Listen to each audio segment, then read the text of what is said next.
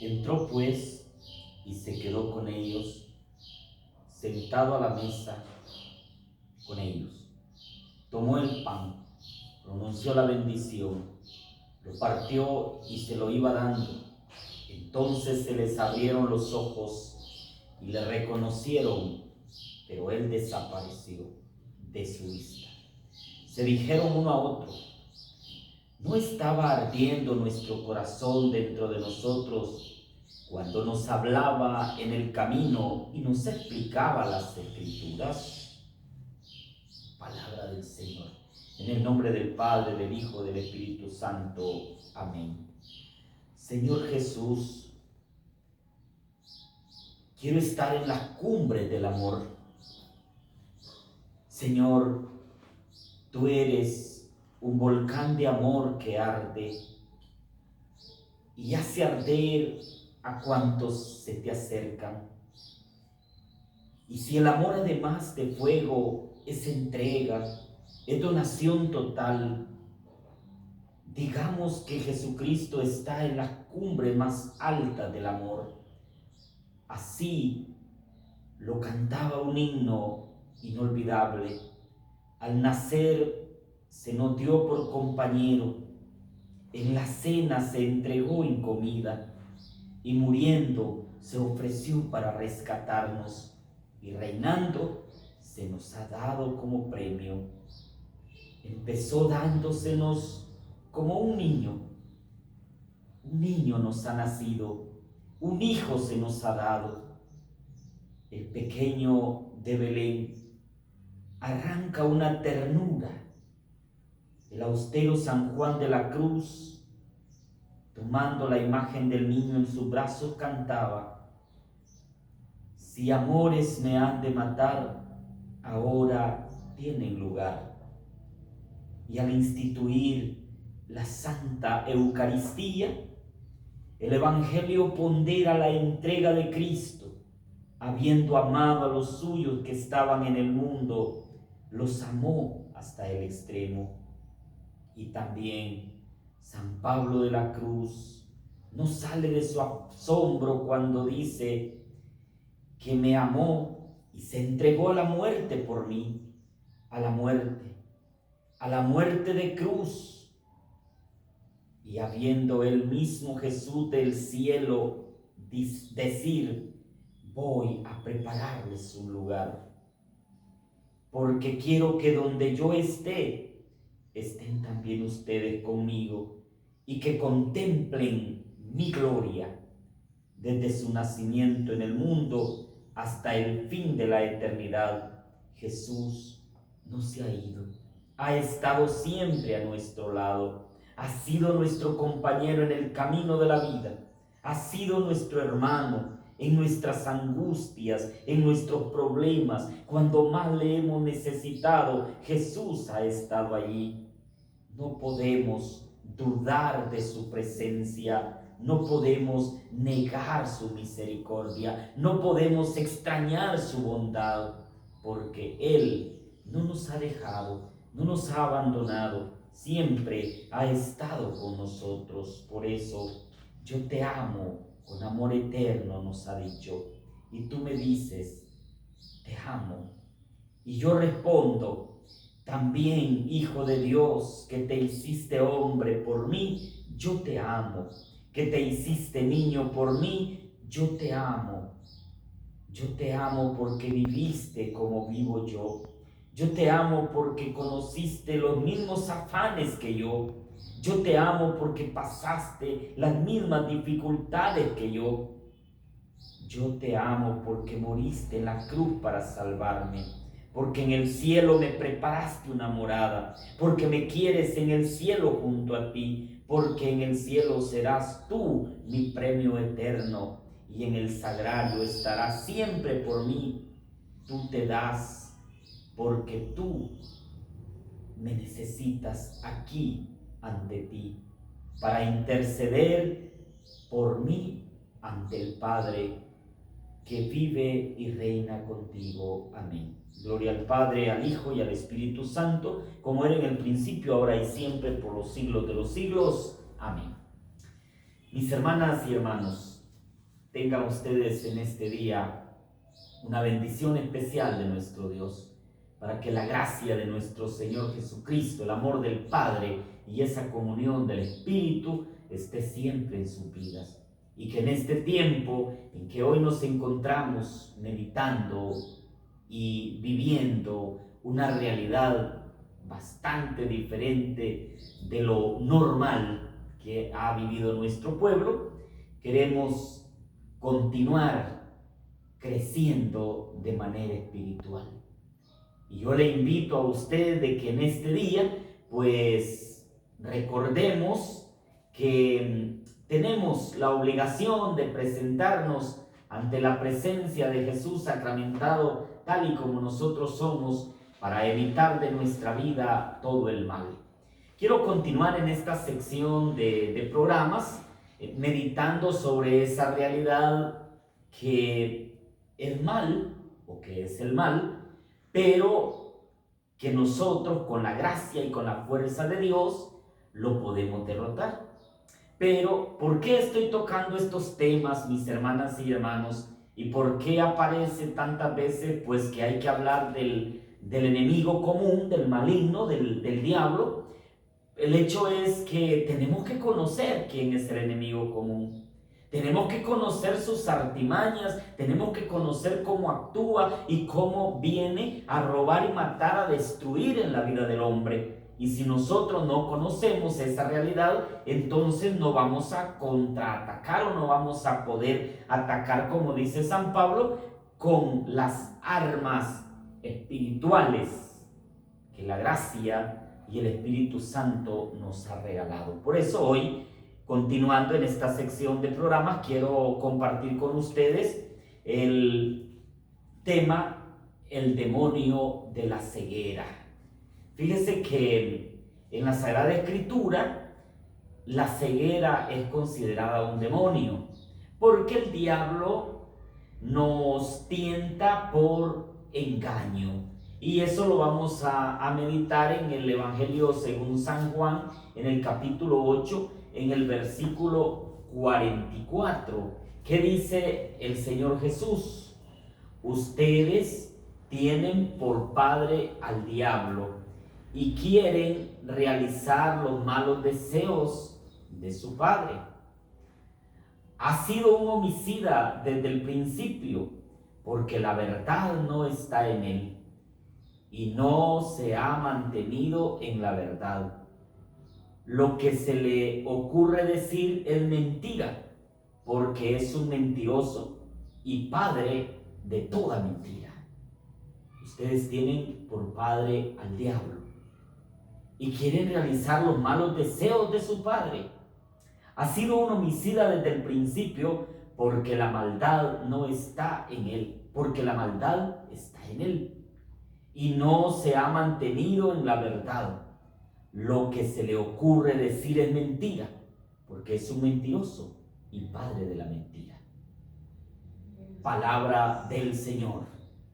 Mis hermanas y hermanos, cuando nosotros escuchamos en el Evangelio según San Juan, ¿cuál es la actitud del maligno? ¿Cuál es la actitud del mal en la vida del hombre? Nos damos cuenta que ese demonio de la ceguera nos tienta por engaño.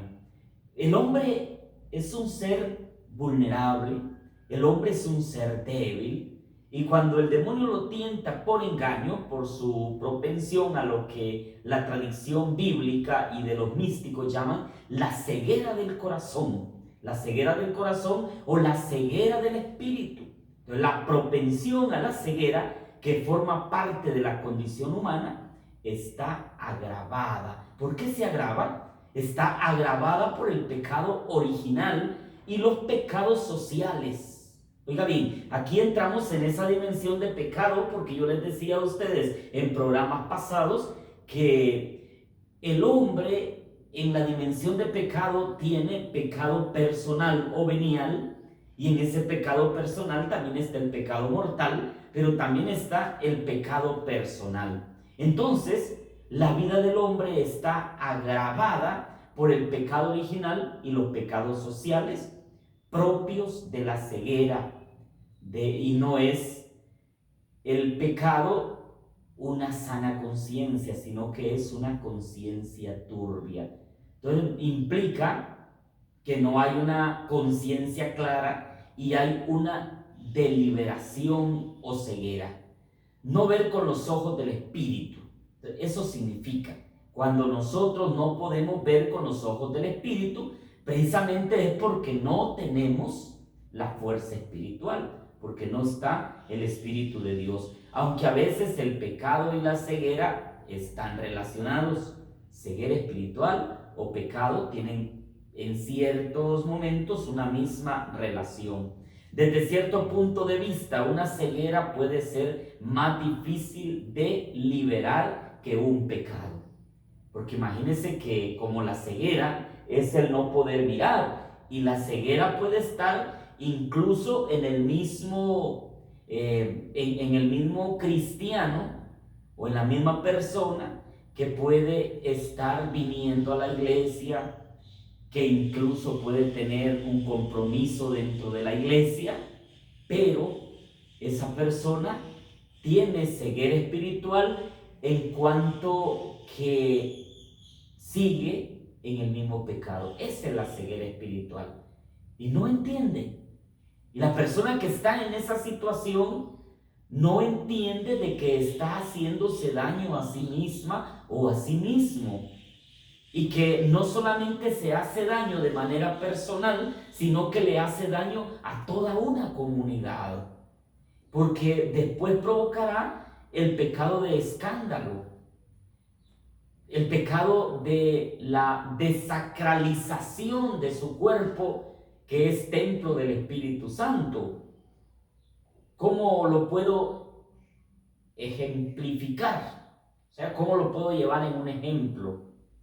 Por ejemplo, la persona que tiene un cargo en un consejo, llámese consejo comunitario, llámese triple ministerio o llámese una pastoral específica, pero que en su vida escondida, en su vida oculta, tiene una infidelidad y es casado o es casada.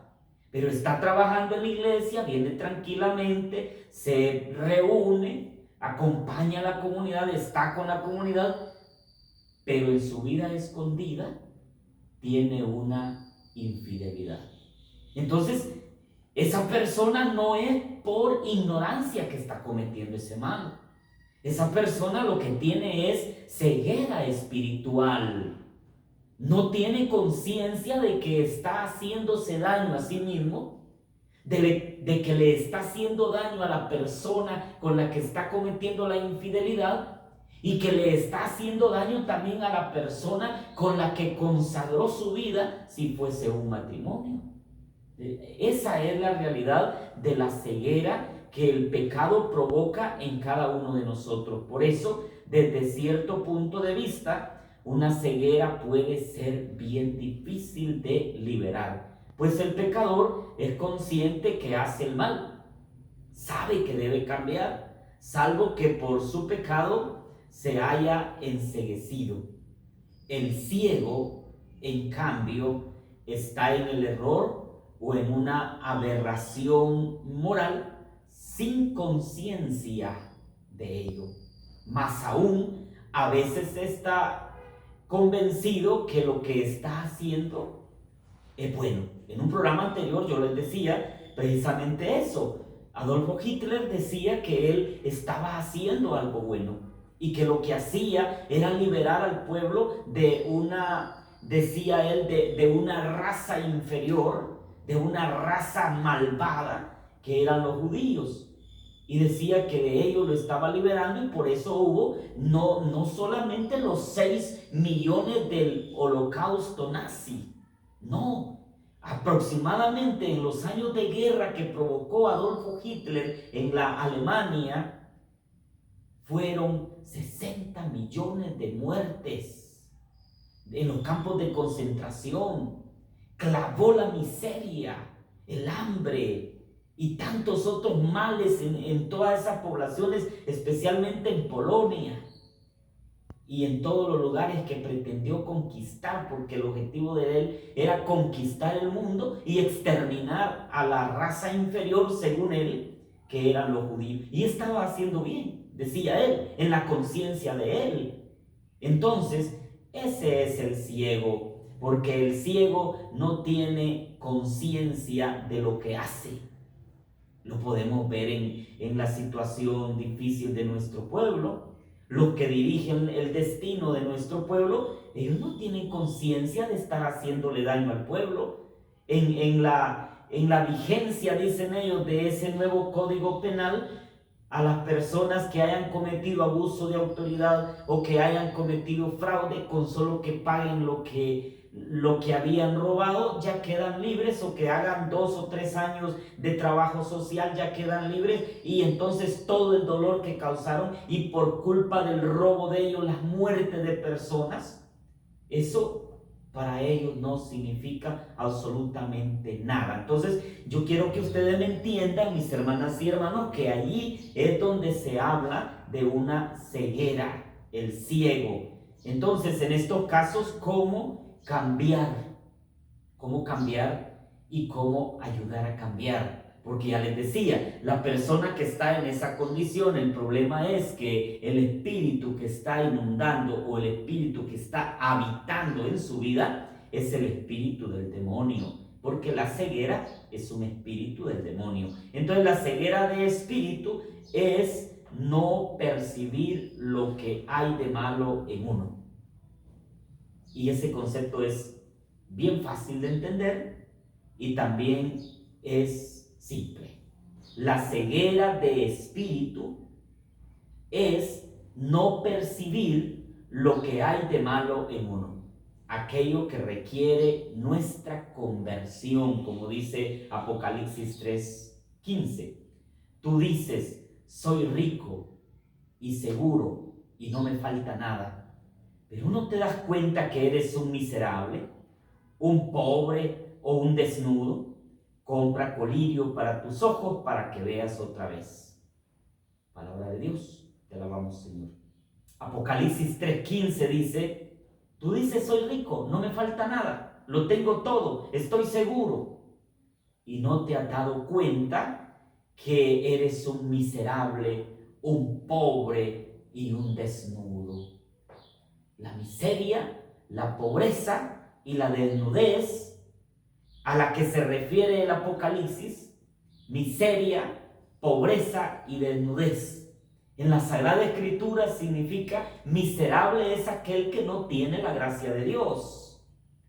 Miserable. Entonces, la desnudez es el que ha perdido la bondad y la misericordia divina. Entonces, esa persona está en una situación muy difícil. La pobreza, en este caso, sería la carencia de las virtudes, la carencia de los dones del Espíritu Santo. Entonces, por eso nos dice, ceguera es también no saber distinguir lo bueno de lo malo. Ceguera es no saber distinguir lo bueno de lo malo, tomando lo malo por bueno y lo bueno por malo. Y eso lo estamos viviendo en nuestro país también. Cosas que en otra década fueron malas para ciertos personajes, hoy son buenas para otros personajes. Si lo llevamos desde el punto de vista de la moralidad o de la ética moral de las personas, pero también de la ética moral de los pueblos, para muchos cosas que antes eran malas, ahora son buenas. Entonces hace referencia también a eso.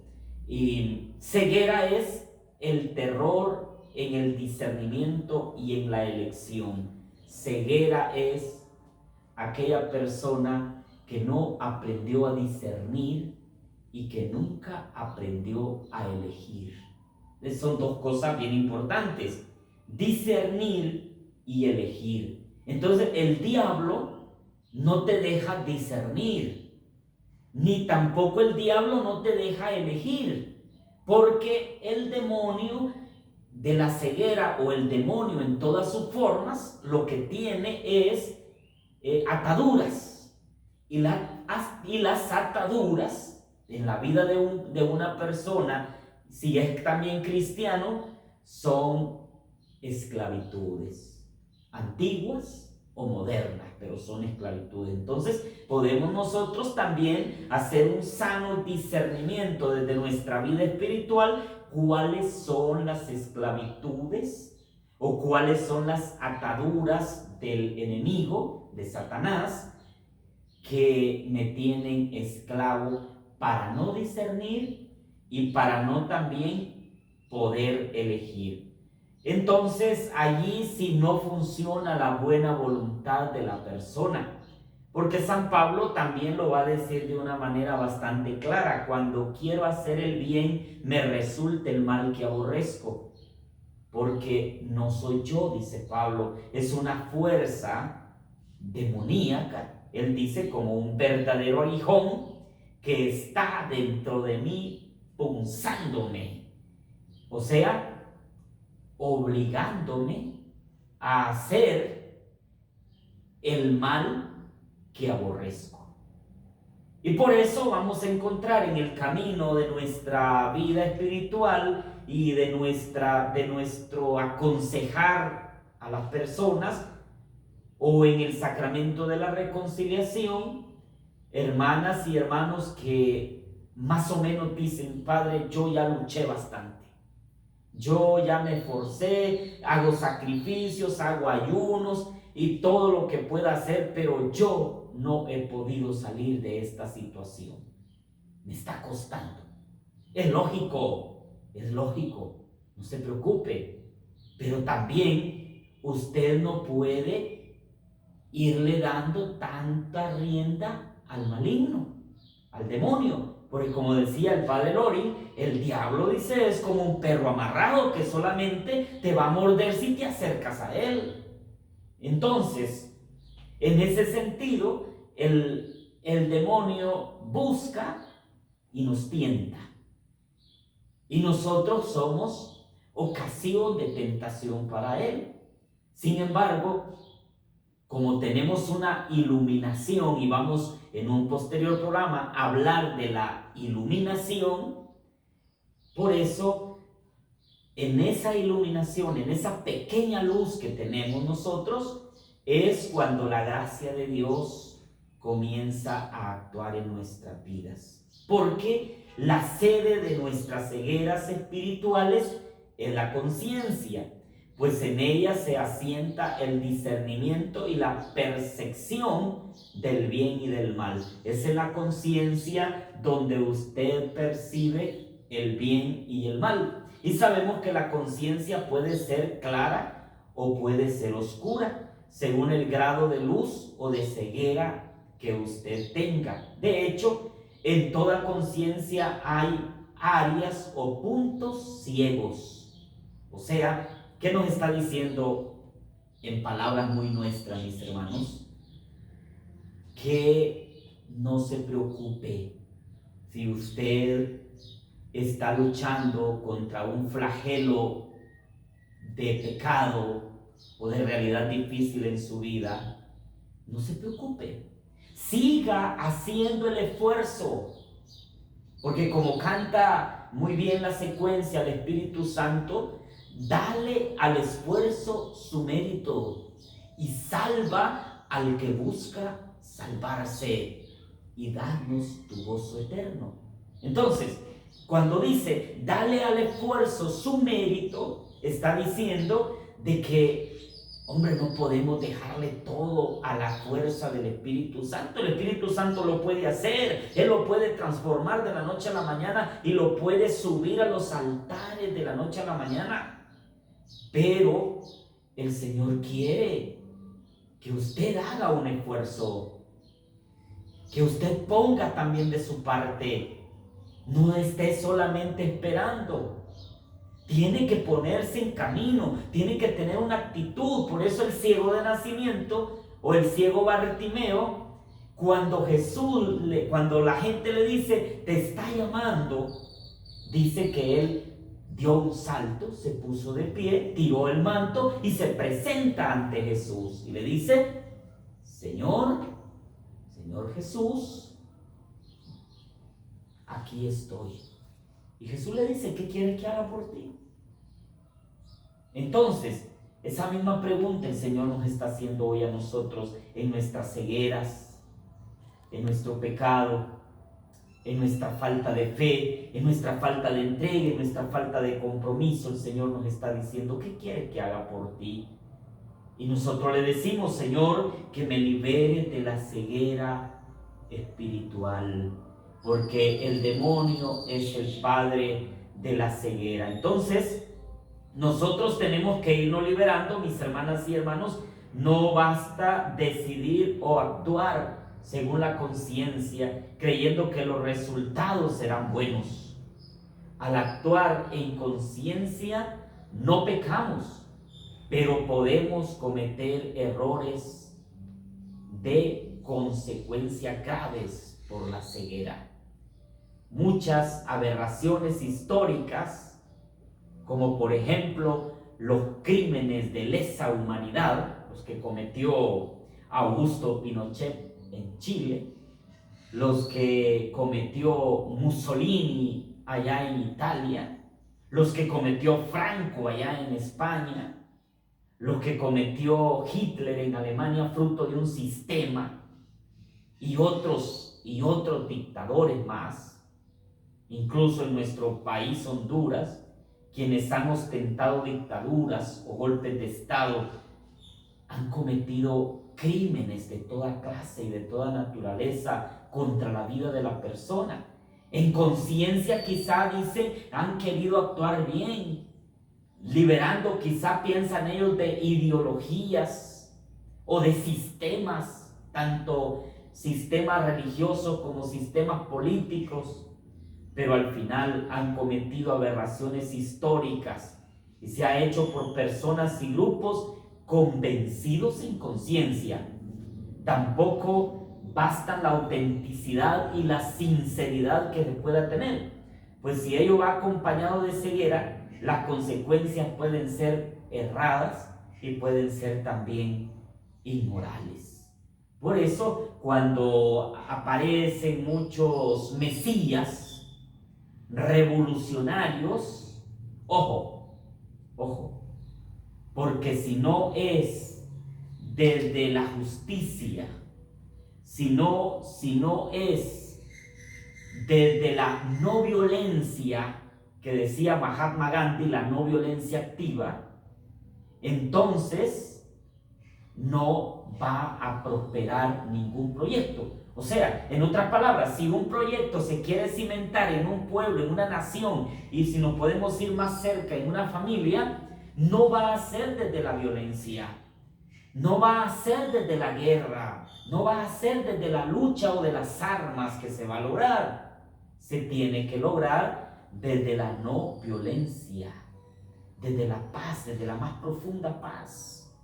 Jesucristo es el referente. Él nos enseñó en los momentos de mayor conflicto en su vida, en los momentos de mayor entrega que Él tuvo. Jesucristo guardó la más completa paz. De esa paz que Él mismo después viene pregonando, de esa paz que Él mismo después nos viene dando, esa paz guardó en su corazón. Esa paz lo hizo ser a Él realmente el mayor pacificador que ha tenido la historia de la humanidad. Y Él lo demostró. No levantó la voz, no vociferó, no reclamó, no dijo nada. Y lo humillaron y lo mataron. Y Él permaneció mudo, dice, como una oveja que es llevada al matadero.